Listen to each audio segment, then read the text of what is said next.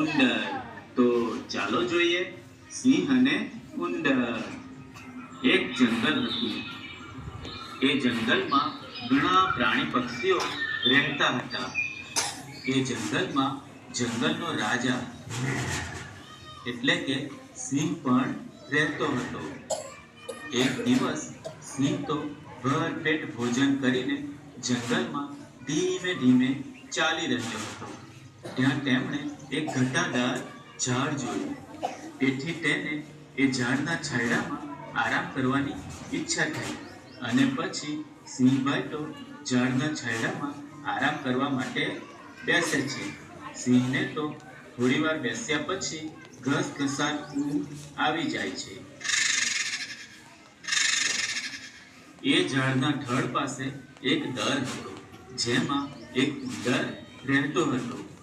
ઉંદર તો પોતાના દરમાંથી બહાર નીકળે છે અને જુએ છે તો જંગલનો રાજા સિંહ બેઠો હતો અને એ સિંહ ગાઢ નિદ્રામાં સૂઈ ગયો હતો. ત્યારે ઉંદરને વિચાર આવ્યો કે લાવને થોડી મસ્તી કરી લઉં. એમ પણ સિંહ તો ઊંઘી ગયો છે.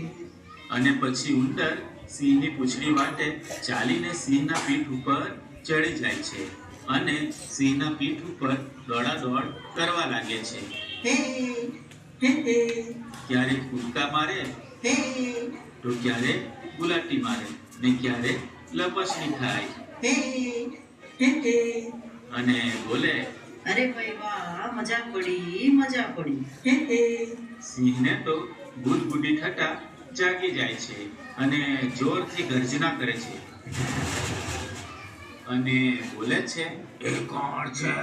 મારી પીઠ પર ઉછળકૂદ કોણ કરે છે?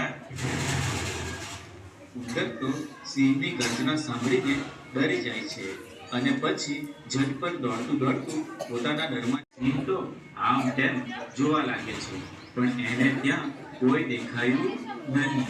તેથી સિંહ તો ફરી નસકોરા બોલાવી ઊંઘી જાય છે. પણ આ વખતે સિંહ ઊંઘ્યો ન હતો, પણ ફક્ત ઊંઘવાના શિકારીઓ એક ઝાડ ઉપર ચડી ગયા. થોડી વારમાં એ ઝાડ પાસે સિંહ આવી રહ્યો હતો. સિંહ જેવો ઝાડ નીચે આવ્યો કે શિકારીઓએ સિંહ ઉપર ઝાડ ફેંકી અને એ ઝાડમાં સિંહ તો ફસાઈ જાય છે. સિંહ તો ખૂબ ગર્જના કરે છે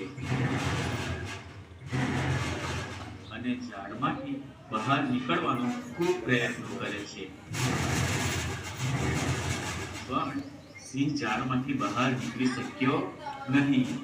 શિકારીઓ તો સિંહને ઝાડમાં ફસાયેલો જોઈ ખૂબ ખુશ થઈ જાય છે અને ઝાડ પરથી નીચે ઉતરી પડે છે. અને પછી એ બંને શિકારીઓ તો સિંહને પૂરવા માટેનું પિંજરું લેવા માટે ગામ તરફ દોડે છે. સિંહ તો જોર જોરથી ગર્જના કરતો હતો.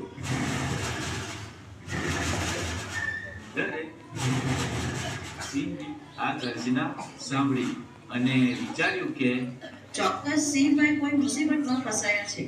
તેથી ઉંદર તો દોડતો દોડતો સિંહના અવાજની દિશા તરફ જાય છે અને જુએ છે તો સિંહ ઝાડમાં ફસાયો હતો. તેથી ઉંદર તો તરત જ ઝાડ પાસે જઈને પોતાના તીક્ષ્ણ દાંત વડે ઝાડને કાપવાનું શરૂ કરે છે. થોડી વારમાં તો ઉંદરે આખી ઝાડ કાપી નાખી અને પછી સિંહ એ ઝાડમાંથી બહાર નીકળી આવે છે અને ઉંદરને ખૂબ પ્રેમભરી નજરથી જુએ છે અને ઉંદરનો આભાર માનતા કહે છે, તારો ખૂબ ખૂબ આભાર ઉંદરભાઈ, મને માફ કરી દેજે.